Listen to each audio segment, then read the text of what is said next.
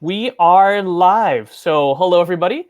I had some help with StreamYard last time, but this time I'm trying to do it on my own. So, hopefully, it's working out across all the interwebs and Facebook. Very excited and happy to invite Allison Levine to the conversation today. Good morning, Allison. How you doing? Good morning. How are you? Fantastic, fantastic. I did my conference call with Italy this morning, and I'm a little bit more awake now. I don't know how awake it was for the conference call, but the coffee kicked in, so I'm doing better for sure. I'm juggling. I still have coffee in one hand. I know. But I'm ready to transition to wine in my other hand. So I got the Battasiolo Gavi del Cuore di Gavi for myself to is how I like to start my mornings now that we're in so many different time zones and Nice. tastings and. Well, I have my coffee on one side. Sorry, the mug is. Oh, that's cute. What are you talking about? You should show that. It's super cute. He's a little older now, but there you go. Very cute. Very cute. Should be a way you could update that with a digital mug. And I've got a little Moscato di Asti. It's the Vincio Vaglio Sera Moscato di Asti La Roma. Very nice. Nothing better for breakfast than Moscato. Indeed. Yeah, unfortunately, I wasn't able to ship you any Battasiolo Moscato in time for this interview, so I apologize. I couldn't get you a fresh bottle. I think I have one, but it's not as fresh. I think I was saving it, and I'm learning that I have to stop saving my wines. Yes, quarantine if anything, has taught us that we should enjoy the moment for sure. Well, especially because some of my wines are not meant to be saved and should have been drunk. Yeah, Moscato di Asti doesn't appreciate in aromatic complexity over time. No. But just to give everybody a little bit more of an introduction, please let me know if I'm missing anything. But I've known Allison for over 10 years. She is now the owner of Please the Palate, her own company, which celebrating 9 years last week. Congratulations. That's awesome. So cheers to that, to running your own company. Very awesome. Very cool. Company seems like it's doing great. I see you very active. Before this happened, of course, all over the world, all over the United States, doing tastings and events, and being very vibrant and online as well. But as some more just of introduction, so your company specializes in marketing and event planning for wine and spirits, and you do events mostly focused in the United States. Yeah, I work with wine regions around the world, doing events around the U.S. Excellent. Mostly the trade, or that's what I was doing. Indeed, yeah, we're going to get to that as for sure. But you're also WSET 3, so you're quite wine knowledgeable. Like me, you're also went through the North American Sommelier Association for an Italian wine specialist certification. But you also have a master's in international communications. I do. That's correct. Okay. Did I leave any key details out that I should? No. Okay. I think that's good. Fantastic. So yeah, so we touched on a little bit, but tell me more about your company. What else am I missing? So you have your set clients, or you're still looking for new customers? Yeah, I'm not like an agency that's on retainer with people. I'm more project based. So okay. I work with different wine regions. A lot of them, repeatedly, but just on projects when they come to the U.S., from seminars to food and wine pairing lunches and dinners and big walk around tastings. So just whatever a wine region is looking to do, and hitting a couple markets at a time, doing like a 3-city tour or 4-city tour. That's stuff. What we were doing when I was traveling. But yeah, I noticed you went virtual as well, so we're going to talk about that in a moment. But that was a lot of our business is that face-to-face, in-location interaction. So it's been a huge seismic shift for us in the wine industry. Yeah, and one of the things that I was able to translate with all the travel was I'm a freelance writer as well, and right. I've always had the opportunity to meet so many great producers and go to so many great places. And that's more international travel as well, and share those stories. So the writing continues, although I don't get to go to the vineyards. I more get to see them virtually now. Speaking of which, see if I can pull this off. Talking about being virtual. This is the broadcast I had before. So that's the Battasiolo vineyards that has the background before we started. So everybody can get a virtual image of a travel to the vineyards. I've been there. Indeed. Oh, that's beautiful. Yeah. All right. So I still got to play with that a little bit. Yeah, so I'm a freelance writer, and then in addition, I host a podcast called Wine Soundtrack that actually originates out of Italy, and I'm the U.S. host. So I interview winemakers and winery owners, get to know them in 30 questions. Sort of fun, some serious questions, some silly questions, some thought-provoking. I've made one or two winemakers cry, so I have my Barbara Walters moment. But while on camera or afterwards, they admitted to it. Podcast. I'm sorry, podcast. So people. Could people tell that they were crying, or no? I just there are certain questions that got very, emotional. Oh, okay. So it wasn't a gotcha journalism moment. It was more of a. I actually missed that, so I'm gonna have to check that out. Can you provide a link that we can put on? Yeah, winesoundtrack.com. So winesoundtrack. Let me create a banner real quick. Okay. www.winesoundtrack.com. That's correct. How does that look? For all the Italian speakers and all the people in Italy, they probably know it. It's in Italian, and then all the ones I do are in English. Let me see if I got the link correct. Does that look right? That looks correct. All right. Unfortunately, I don't think it's a clickable active link, but yeah, if you want to hear some great interviews with some folks in Italy, do you do it with any other countries or just Italy? No, I interview all domestic winemakers, but I've also done some winemakers in English from Italy, France, South Africa, that is their language. But I've done some international wineries, as long as the interviews are in English. Okay, very cool, very cool. But you're allowed to throw in a couple of native words along with the native grapes every once in a while, or? I try, but if I'm with an Italian, I get really shy about my Italian. Perché parli italiano benissimo? Cosa dici? Non sto praticando molto. Questo è il momento giusto per praticare, c'è solo la comunicazione linguistica in questo momento. Yeah, when this whole shelter in place started, I thought, what a great opportunity. I can study wine, I can study Italian. It's 4 months in, I haven't done either. All this free time. Yeah, I know what you mean. I had a daughter in January, and I got my little 5-year-old, so free time is not something I've experienced so much. But it has been objectively great to spend some time with them, that is opposed to being on the road quite as much. So definitely the positives are important. I've been spending time with my niece and nephew, helping my brother and sister-in-law, and sort of replacing my parents who we won't let nearby. So yeah, it's tough. We're going through that as well, trying to figure out, what's the smart and safe and healthy thing to do. And I follow you online as well. I know you're trying to keep on topic and what's going on with the scientific community. And it seems like you are doing that much more than some other folks out in the United States. So, well, facts are facts and science is science. Yeah, it's funny how that works. And just in case people wonder, opinions are not facts or science. It's amazing. It's almost like there should be a dictionary definition that aligns with those two. But before we get into the more topical things. Just historically, as far as I can remember, I was trying to look through some old emails, like we were chatting this morning, and it looks like the first communication I found from you is 2010. So it's 10 years we've known each other and worked together. And at that point, you were at the tasting panel as a journalist and the vice president of marketing and events. Was that correct? I was doing marketing and events. The writing was sort of I could do it because I was there and would write up some reviews of different events we were doing. And that sort of started the journalism path. It sort of piqued that interest.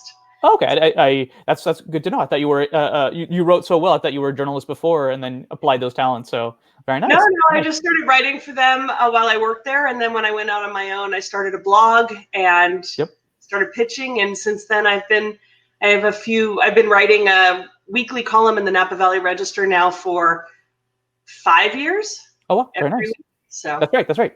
Wow, you have so many great things going on. It's pretty. I don't know. I was trying to keep track of them all, but that's pretty impressive. Nicely done. Thank you. But yes, we met over Batasiolo.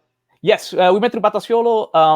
The resort in Boscareto had recently opened, and there was a concurrent interest in some of the wines that were done on the hillside of the resort at the Boscareto. In Sierra Lunga d'Alba near within the Barolo community.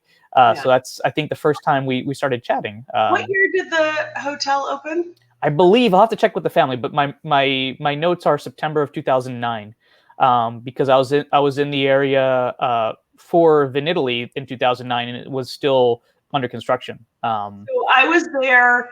I actually know exactly when I was there because Okay. I was there the same weekend of the volcano in Ireland that shut down Europe. In Iceland.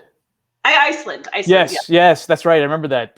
Man, remember that when that was like huge news when you couldn't take a flight to part of the world? Yeah, that's right. In Italy for 4 extra days.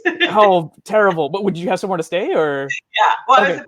in Pasillo, and then I went back. I lived in a town called Vercelli many years ago, Yes. and Yeah. so I went back and stayed with my friends. So your risotto skills are top notch, I'm sure. Eating it, yeah. That's of course what I meant. So yeah, so we met through that, and then you were headlining an event too. You were trying to really bring in a focus to Italian wines. We talked to Piero Selvaggio a couple of weeks ago about how back in the 80s there really wasn't a lot of Italian wine in the Los Angeles area, and there had been maybe a bit of a peak of interest, and then there was the realization that there was never really any big Italian wine events in Los Angeles, if I'm not mistaken, prior to some of the work you did. That was part of the impetus behind starting this big Italian event in California and Los Angeles, is that the big Italian events were happening in New York, and they were happening on the East Coast. And sure, we had regional events, and there were certain known events, the Gambaro Rosso, things that would come up. San Francisco, though, it rarely came to LA. Yeah, at that time, it rarely came to LA. And so LA was a neglected market and yet a big wine market. And we just thought, let's create it. So did that with Alessia Volturi that you know, Yep, and then the Italy American Chamber of Commerce West. And we did that for 2 years. And so it was great. We had wines from all over Italy. We had seminars, and it was just, you were there. No, I was impressed because the first year there was a pretty impressive turnout. A lot of and a lot of producers that had never been to the United States, if I'm not mistaken, that just wanted to get some exposure, see what the U.S. market was like, as well as some established wineries. Batos Hill's been in the United States since I believe '79, starting in Minnesota. So obviously we had a presence here for a bit, but got to meet some new producers that I'd only seen at Vinitaly and some other Italy-based shows. So that was pretty cool that you were able to connect with them and bring them to the United States. That was a fun thing.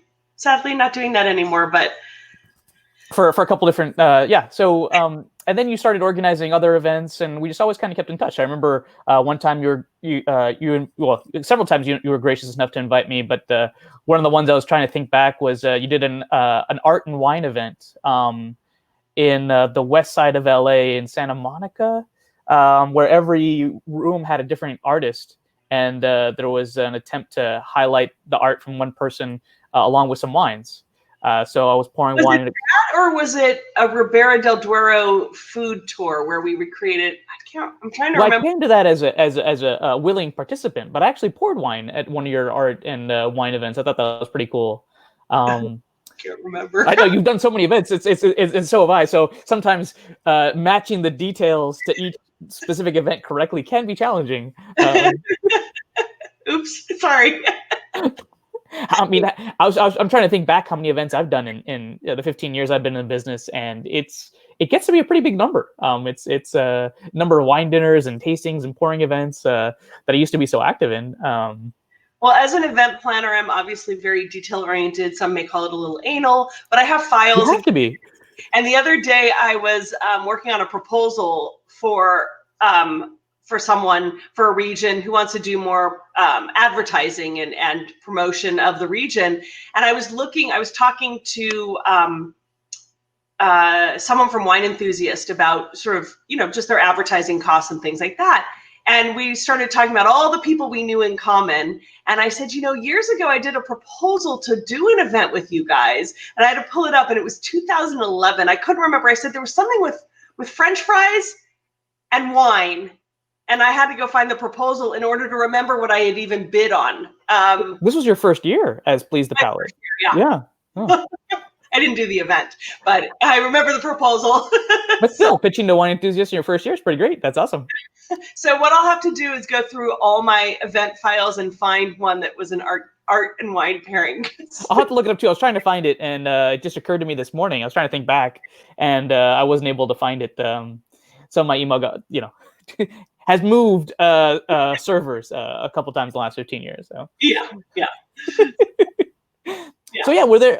So speaking of like different events, is there any that you're particularly proud of? I thought that the events we did with the Italian wines in California were definitely unique and started a new thought process. But were there any others that you've done that you think were that you bring up in conversation usually? No, all the events. I mean, they're all really fun. I've in the last year I've worked. I did 2 tours with the Daum wines out of Portugal, so that was really fun to introduce people to a small region in Portugal making exquisite wines, but just sort of this little, like it's in the heart of Portugal, but it's a small region that people don't know until they taste the wines. And that's the fun part, is introducing people to new regions, or, again, I talk to the trade more than consumers when it comes to events, but even for the trade, as knowledgeable as one might be about a producer or a region, because I work with regions, it's an opportunity to really see what the region is doing. You get to meet 10, 20, 30 producers who are all in the same place. And so they can talk vintage, they can talk terroir, they can talk the grapes and give a sense. Because, if you're working in a restaurant and a sales rep brings you 1 or 2 examples of that region, you don't really have anything to compare it to. Correct.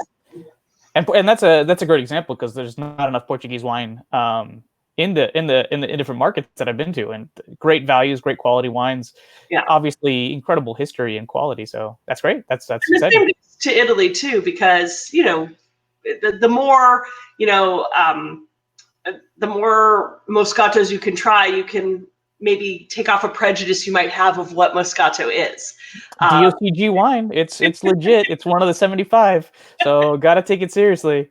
That's right. It's almost as if I should do a little broadcast about Moscato, about how it's the oldest grape that we know of, and so important around the world. Yeah. That was one of my last international trips, was to Italy last August, September. And it culminated with a trip to Asti for Moscato di Asti. So yeah, I like how you did both Asti and Moscato di Asti, which are 2 parts of the same DOCG, but important in their own ways and different.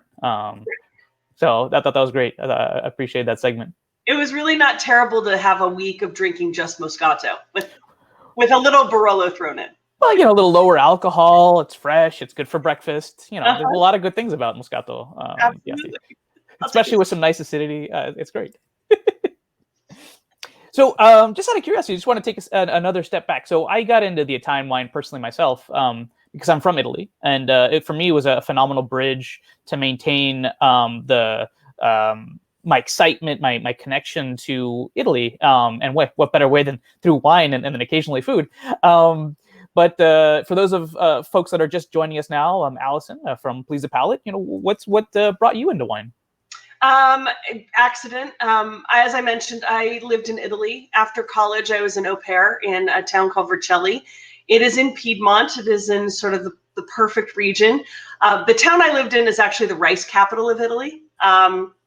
So it's also called the Mare Acquadrante. It's the Sea of Squares. So if you get to fly over it, or for the best perspective, or drive through, it's just instead of vineyards, it's these wet grasslands that are rice, which also means humidity and zanzare gigante como elefante. Especially at the sunset. Must have been a lot of fun. Yeah, I have a good friend that lives in Vercelli, but I've never been, so I got to make a trip. Yeah, most Italians haven't been. Well, the Somm that worked with Battasiolo for many years, Angelo Fornara, is from Vercelli, and he retired just recently. And he gave me a bag of risotto vercellese. Man, that was amazing. I'd never seen it in the stores, but with the quality of risotto, the rice. They are the capital. So. Yeah. And, Vercelli is located just south of Gemme and Gattinara. Mm-hmm. as wine regions go. And then it's about a 40-minute drive to Barolo. Yep. And so it's, the wine that I was drinking, the friends I made, I would go over to their houses, and, their dads would have jugs of wine delivered to the back of the door, and they'd say, oh, here, this is what my dad has. And we'd drink it, and I liked it. And I had no idea what I was drinking. I just learned how to drink wine with food. And I fell in love with Brachetto di Acqui while I was there. Absolutely. That was my wine of choice. I would have it every day for aperitivi. And was it sparkling or frizzante or flat? Frizzante. Frizzante. Okay. It was amazing because it was this slightly sweet, slightly effervescent red wine, and I didn't know what it was, and came home. This was in 93 or 94, and there wasn't a lot of Brachetto in the market here. I couldn't find it anywhere. So the next time I went to visit my friends, I came home with like 6 bottles or 9 bottles. I had them everywhere, hidden in my bags. And you brought back Brachetto from Italy. Yeah. Well, that's because, back then you could take wine on planes. So I would buy these wood bottles with 3 bottles each, and I would fill up my backpack in 2 bags, and I'd come walking off the plane with, no, I'm not claiming anything. I have no wine. So. And just for those that don't know, usually Brachetto is not the most expensive wine in the world. So instead of coming back with like Barolo, to come back with Brachetto shows you what the ease of travel was back prior to. I couldn't find Brachetto anywhere. So I would bring that back and save them because I didn't want to drink them because I couldn't get them again, which was not, you want to drink it fresh. Very aromatic grape, very fresh. Yeah. And, and then from there I was home, and I started going to, I was in grad school after that in Washington, D.C., and I went to a wine class and left more confused than I went in. And again, I just thought it was a fun thing to do with friends. It was never something that I had a passion to pursue. I left more confused like most people. I couldn't tell you which of the wines were white or which were red. I just put stars by the ones I liked. And then I came back to LA. That's the important thing about wine. People always tend to overlook that. They always think about, so focused sometimes, so worried about pulling the things they need to pull out of the wine without just enjoying it first. But when you look back and you don't know what was white or what was red, and you don't have any descriptors to be able to explain why you liked it, it's frustrating because you can't recreate that. You can't find a similar wine or something else because all you did is say, I put a star by it. And it's like, well, what is it? What? True. But now with the prevalence of internet, from 93 to now, it's a little bit easier to trace some of the stuff. I mean, just the other day, I hope he doesn't mind me calling him out for this, but I saw, Greg St. Clair, right? Uh-huh. He posted a question about Lambrusco Bianco, and I'm like, I honestly have never seen a Lambrusco Bianco before. And then I went online, and I'm like, oh, cool. Now I learned something new. Well, this was in like 98. No, this was in like 97 when I was in DC. I moved back to LA in 1999. I'm really dating myself now. But I moved back to LA in 99, and a friend of a friend taught wine classes as a hobby. So I started going to them again as a fun thing to do with friends. I thought it would be, it is a fun thing to do with friends. And I got hooked. I mean, I would go time and time again. I loved learning just sort of basics and understanding, how to describe what I liked. Again, I wasn't on a quest to find weird grapes or new places, but I now knew the difference between Sauvignon Blanc and Chardonnay, between Cabernet and Merlot, between California and Old World. I started to have this sense. And then Sangiovese and Nebbiolo, just to throw some Italian in there a little bit too. Yeah, but even then I wasn't, my heart was always with, Barbera and Nebbiolo because that's where I learned to drink wine. Sorry, Sangiovese, but. No, hey, no apologies necessary. I'm partial to the North. But Sangiovese is great too. There's a time and a place. Yeah, but it's amazing where you have those foundational memories, how they just get attachment you have, especially when it comes to wine, is so strong. And then I got laid off from the .com world in 2001 when the bubble burst, the very first bubble burst. I'm recovered from the first bubble burst. I've watched the second and third, and now the fourth bubble burst. There were a couple more bubble bursts than that. I mean, there was the tulip bubble burst back, and then But yes, in the recent era, in the recent era, yeah. But 2001 was when the first set of .coms just exploded, Yeah. not in a good way. And so I found myself looking for work. And so I started helping this friend build the wine education business. And I would say the first year or two, I was doing other things and job searching.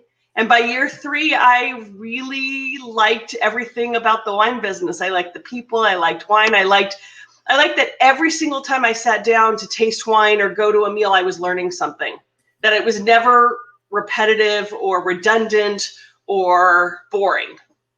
It's true. And I got hooked.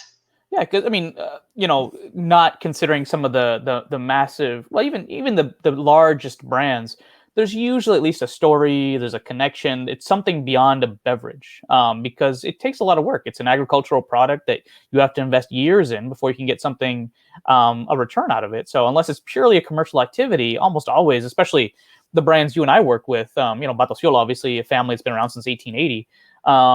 There's that history, that connection, that you really learn a lot about people in the areas, and there's so much to share. Well, and you also have that idea that every time you open up a wine, you open up a wine this morning and it'll taste different than tonight. You try this wine on its own and you try it with food, and then you try it with different dishes and it changes. You try it, at the end of a meal to finish something off. I mean, there are just so many changes that happen as you put, a wine to your nose and to your mouth. Like, it opens up, does it change in an hour sitting in the glass? And then why does it? And is it the winemaker's choice? Is it the grape variety? Is it the place? All these things play a part in it. And that's what's so exciting about wine to me, is that it's never just like pouring a glass of water and saying, okay, let's go. I mean, I know there's nuance to water, don't get me wrong. And water psalms too. Yes, absolutely. but it's just, yeah. Okay. It's not like opening up a bag of Wonder Bread and you always know what the bread's going to taste like no matter what.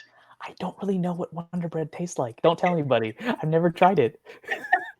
It must be the Italian in me. I just look at it. I'm like, I don't know. It's like, or Coca-Cola or something. I don't know. I mean, I never drank. I wasn't raised on soda, so. That's great. That's great. Kudos to your folks. That's awesome. I know my mom and dad were also fully supportive of my growth, so they definitely didn't introduce me into too many other things as well. But I did get to try wine as a kid in Italy. Health food freak. Yes, yeah. A health food freak of the 80s, the 70s and 80s, meant no salt, no butter. Very, very Southern Italian, not very Northern Italian. If you didn't know much about Italian food when you got the vercelli, you may have been surprised about the butter and cream use compared to other parts of Italy. Yeah. I notice I'm not a fan of bread in Tuscany. Well, it's unsalted. So a lot of people that, or typically unsalted. So if you're coming from the U.S. or if you're not familiar with that style of bread, it can be very unusual. Mm-hmm. But then again, it's kind of like, for me, it's kind of like wine, where it's part of the meal. It's not, you can have it as a coperto. You're served bread at the beginning, but you're definitely not racing through it the way you are in other parts of Italy. Like a nice salty focaccia from Rome, man. You're like, yeah, keep it coming. What do you mean it's another €4 for a cestino of bread? What are you talking about? Yeah. Yep. So that's kind of where the whole love started, was just getting hooked on it. And so I had been doing consumer education. I did that for about 5 years and then shifted over to the industry side. And I worked for the tasting panel, Blue Lifestyle, for about 5 years. And in between that, I worked for an importer and sold wine for a year. Okay. And so I worked for Chambers and Chambers, selling a great portfolio of wine. And then went to work to the trade side doing events, and have been on my own for 9 years. So cool. You've seen different aspects of the business, and you've seen it change over time. 2001, 2008, just recently with the tariffs before 2020. We've seen a lot of changes in the business. So obviously what we're going through right now with SARS-CoV-2, or however you want to call it, the corona pandemic. How's that affected your business? Other than let's start with the obvious and then go on to things that maybe people aren't thinking about. We talked about being a very interpersonal thing with wine. Yeah, I have been home. I haven't been going anywhere except for, of course, to the market and a few, necessities every week or 2 weeks. I try to really minimize my time outside shopping and doing things like that. I followed all the rules, wear my mask, all that stuff. take walks outside. I took walks outside until I sprained my foot about a month into this whole thing. Oh So, no! Oh no! so that was fun. But but yeah, no, I haven't been doing any events. Clearly, that part of my business has been on hold.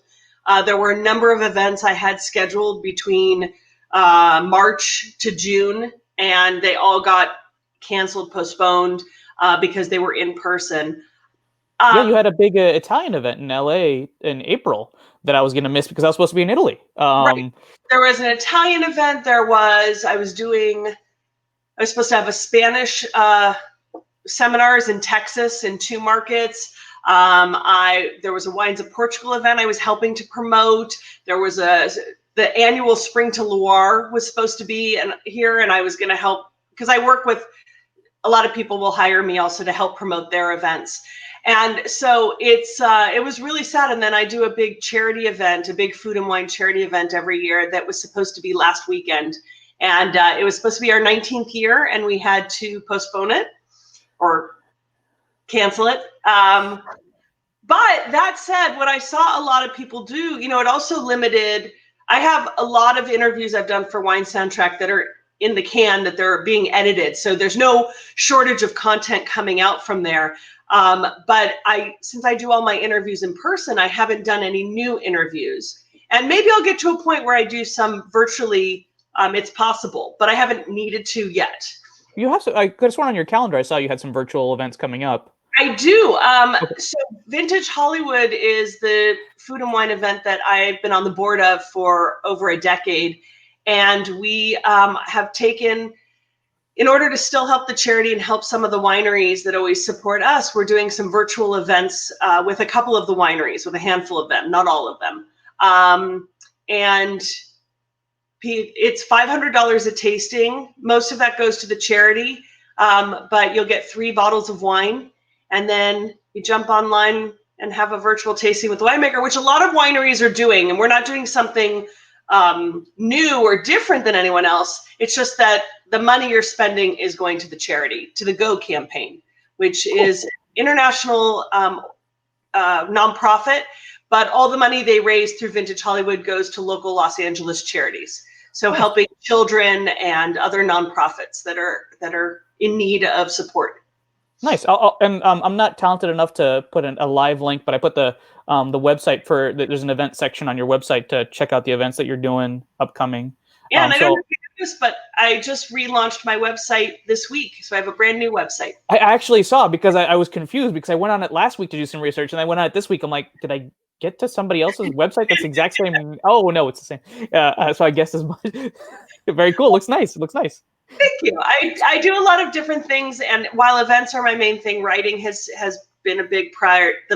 The podcast, and then I also do 1-minute wine videos with my friends at Wine Weirdos. And I just felt like everything was buried in my website before. I mean, it was all there. It was just harder to find. And I wanted to make those things more prominent since they're more relevant. And it was time for a change. So was that because of what's happening right now, or did you already have that scheduled? It's been on my to-do list. There have been a lot of things on my to-do list. When this happened, it finally gave me time to focus. I still have about 6 things on my to-do list that I haven't attacked. But number 1 was to clean up my kitchen, which I did. I need to again now 4 months later. It's a mess now again. Find any kitchen tools that you're like, oh, I forgot I had that. I got to play with that. I found a few things. I had to reorganize. Now it's a total mess again. I also have wine samples everywhere because, again, as a journalist, I get samples for virtual tastings. I've got a tasting this afternoon where we're going to be opening up 5 wines, and talking about Petite Syrah. And yesterday or 2 days ago, I was on a virtual tasting with a winemaker in Napa with Smith Madrone, with Stu Smith, and tasting through 3 of his wines. And so it's really great. It's just that, I have a little space and it's filled with wine. Yeah, it's amazing. People in the industry, some of the space that in their house they have to devote that we have to devote to wine. Not that it's a bad thing necessarily, but you have a plan for it. Yeah. I saw on Facebook one of the gentlemen you introduced me to, Kevin, out of Germany, was part of a blind tasting, and he got was supposed to do a competition, and they just sent him blind boxes of wine, which was pretty cool. That was pretty cool. So it's interesting how things are changing. Anything else that you've done differently about your business during this time period? Well, with the writing, I'm doing obviously more virtual interviews with winemakers, attending more virtual tastings and gleaning content out of that. In fact, I'm not even doing as many phone calls with people anymore. It's like we might as well just set up a Zoom chat so that I can see you eye to eye and I can actually talk to you. And it feels more personal than a phone interview. Yeah. I have one of those scheduled for Monday with someone else I'm doing a story for. And then, cool. I did a lot of writing. I write for California Wine Advisor, and I did a lot of stories when this first started about the new normal, virtual tastings, buying wine online, wine clubs, all the things that were shifting because we couldn't walk into a store or walk into a restaurant. And I think a lot of that has stayed the same. This weekend, I'm taking my first trip out of my home for an overnight. Ooh. Because I'm judging in a wine competition in San Diego. Okay. So we've been whittled down to 6 judges because it has to be all local people, and we'll be doing it in someone's kind of garage backyard area where we're each at our own table, social distance. When they approach you, you're like more backyard than garage, right? That's yeah. But it was one of those things that started like I was supposed to judge 2 competitions in April and both got canceled or whittled down to smaller. One of them whittled down to just local people, very small group, and the other one's been postponed right now till July, but we'll see if that gets picked up again. Yeah, it's a good thing that some of the major trade shows just immediately postponed to next year, like Vinita Leave and Expo. Pro Wine. I have my face shield. I have my face mask. I'm willing to try things. Definitely a lot more challenges now. I mean, just the challenge of tasting in plein air, just like trying to capture the aromas where you want to be outside is more challenging than people think. I mean, you think about a nice glass of wine outside in the yard, but it makes it more challenging for sure. Yeah. No, so that's shifting. So, I've done a number. I was saying I haven't done a lot of events. It's been really a downtime for me. It's been a time to do a lot of writing, work on my website, pretend I'm cleaning my home. I'm used to working from home. I'm in my office I redid my office up here in my loft actually in January. Good timing. So perfect timing. But this is where I've been working for 9 years. So it is not new for me to be home.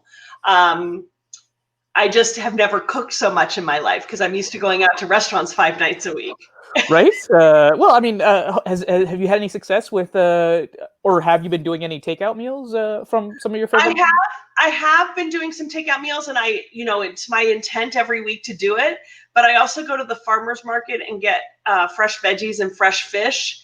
And I have an herb garden that I started growing on my concrete patio. And I actually just planted a vertical garden, that is going to have lettuce and watermelon and strawberries and tomatoes and cucumbers and zucchini. And so I'm in week 1 of that. So in about 2 more weeks, I should have a full garden. It may take a little bit longer than that. No, it's a 3 to 4 week period. Oh, okay. It's really cool. It's hydroponics. It's called. Okay. It's very, very, very cool. So awesome. Yeah, I tried hydroponics when I lived in an apartment, and it just seemed like it was so much energy for what physical, like buyable energy to what I was getting. And then I had the good fortune of moving and having a backyard. So I started a garden. Between that and the really falling back in love with CSA boxes to avoid the going out and just getting a box of just random fun veggies to play with. But I've also been impressed with some restaurants are doing a phenomenal job, or we're doing and still are, of takeout meals that kind of feel like you still get that experience with the restaurateur and supporting those businesses and them thinking about the menu to what makes sense to doing it to go, as opposed to things, summertime food is not designed to last beyond the time it takes you to get from the kitchen to the dining room. But I've seen a lot of people that we're friends with being smart about their menu planning. We made the mistake. My brother and I ordered, I was telling them how great I love the pizzas at Antica Pizzeria pizzeria in Hollywood, but we're on the west side, and we didn't order directly from the restaurant and go pick it up. We did Uber Eats, and that pizza needs to be eaten within 10 minutes, and I think we got it 40 minutes later. So that was not the fault of the restaurant. That was, right. Yeah, it's one of the reasons I stopped doing ordering food from restaurants. It's just I feel it's one of the safest things to do is to go pick up an order, especially if the restaurant's smart about the way they design pickups. And a lot of our Italian friends here in San Diego have gotten pretty smart about it and pretty healthy about it and safe. So today, actually, I'm going out to get some food from some restaurateurs I haven't seen in a month. So just going to go up and pre-order and wave hello and eat some of the great food at home. I've picked up food, ordered for delivery and pickup from a number of restaurants. But what was really special is some of the restaurants that have done meals, like full meals. Yes. Talk has a lot of those restaurants on it. And for my dad's birthday, we did my brother and I picked up food at Broken Spanish in downtown LA. And it was a 4-course, everything planned out. And we surprised my parents by leaving it on the doorstep. And he was like, "What's this?" And I'm like, "It's your dinner." And they had a restaurant quality dinner. They loved the meal, and it was special.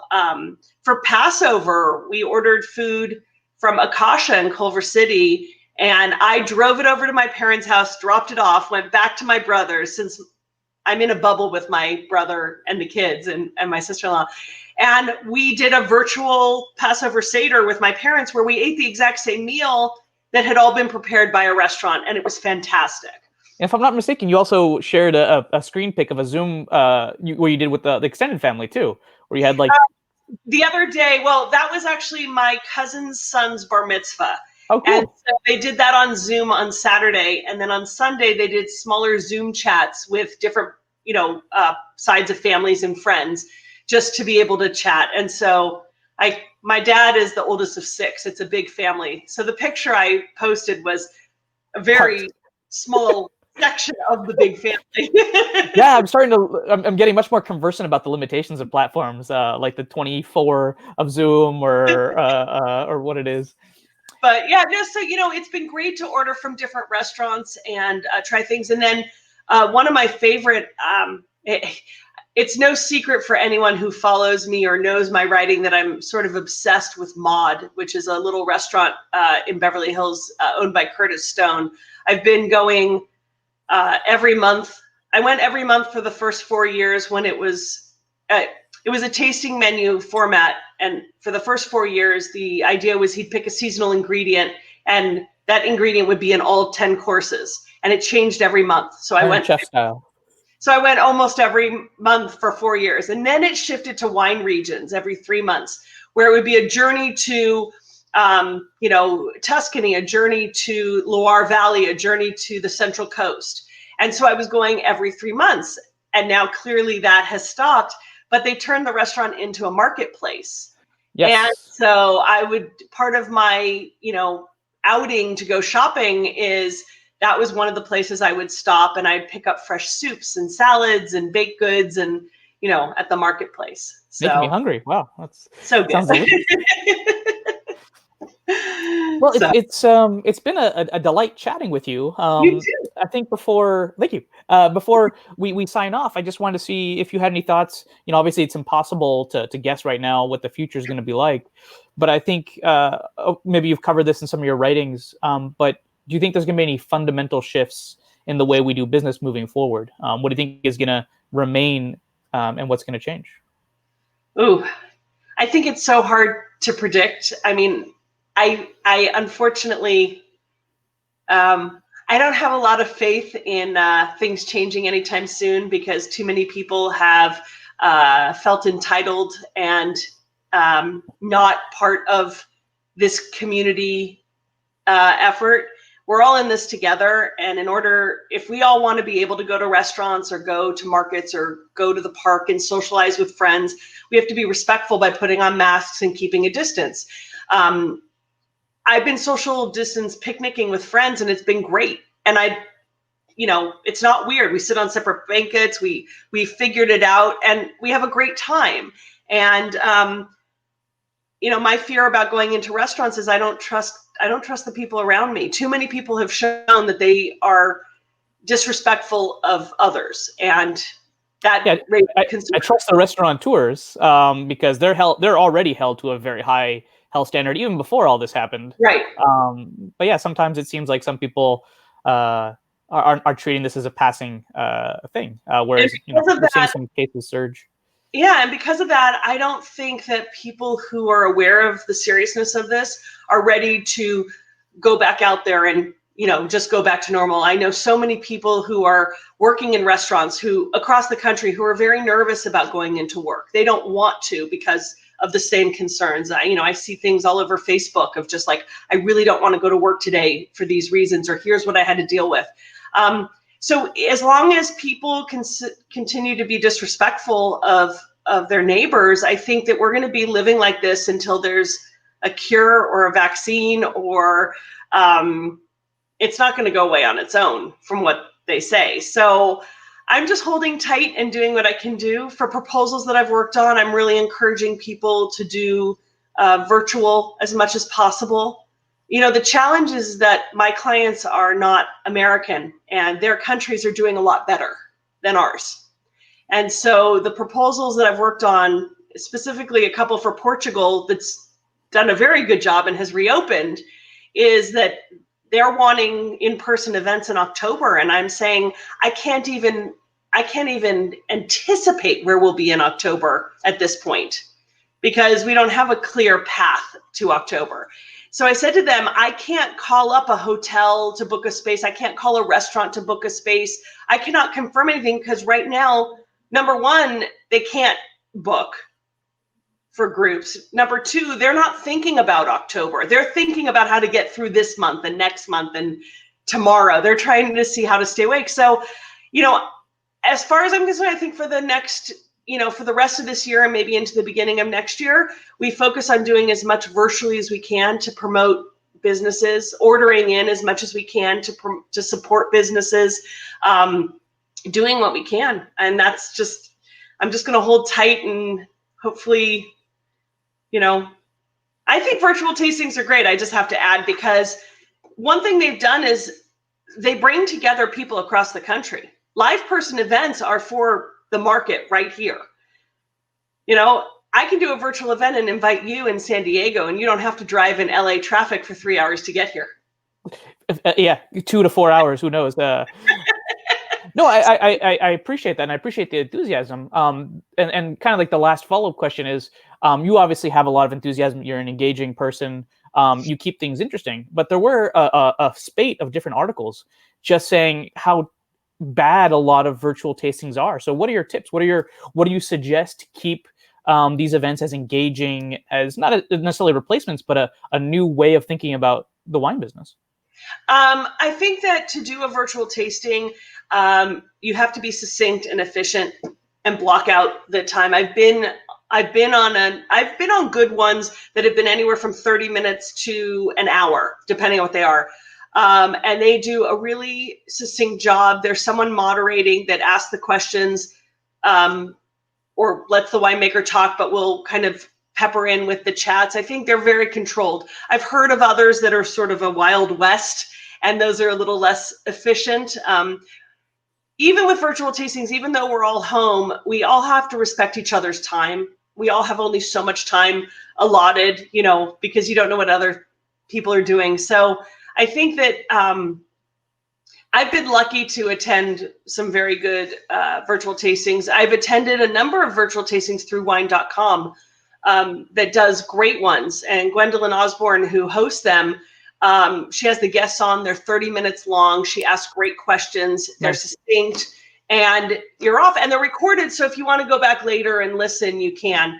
I think those have been a great model. And when I do the ones, I'll be moderating the ones for Vintage Hollywood, and that's the model I'm taking. I'm going to have 2 winemakers on, a half hour each. Mm-hmm. I plan to have it be fun and entertaining and educational for each winemaker, and then some Q&A at the end that connects it all together. And hopefully people, don't see how fast the time flies. They'll just be like, whoa, It was an enjoyable hour that you can carve out and just really devote yourself to.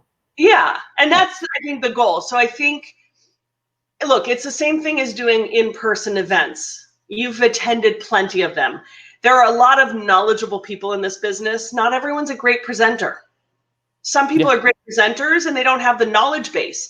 I mean, so it's really hard to find great speakers. There are a lot of them out there, but just because you're knowledgeable doesn't mean you don't need some training and presentation skills. It's a different set of skills, absolutely.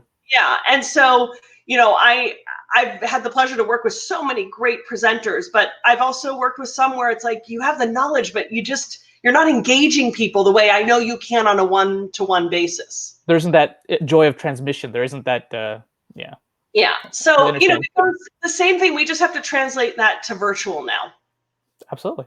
Cool. Well, thanks for the tips. Thanks for the time. Unless there's anything else you want to talk about, I want to respect your hour recommendation, and we're just about there. So unless there's anything else you want to add. Whole morning for you, Stefano. Oh, wow, I'm so honored, especially because I know you're super busy. So I really appreciate your time and your insightfulness. So thank you. Thank you for inviting me to join you. Alrighty. Well, I'll send you a recording of this as well in case you can use it. Just like you said, that's a good idea to do. But otherwise, I recommend everybody for Allison Levine, her pleasethepalate.com website for all the events she's got coming up. Sounds like some exciting ones, and a good person to follow the written word of as well, because she has a lot of deep information about wine and the wine business. So. Thank you. Have a lovely evening or day for everybody, depending where you are. If you're in Barolo, you're probably wrapping up for the day. Buona serata. If you're in the US, enjoy your lunch with some wine, some good Italian wine if you want. That there's always like wines like Battlefield you're welcome to enjoy. But yeah, it's nice chatting with everybody. If you have any questions after, I'll make sure to update the comments. Cheers. Salute. Ciao, ciao.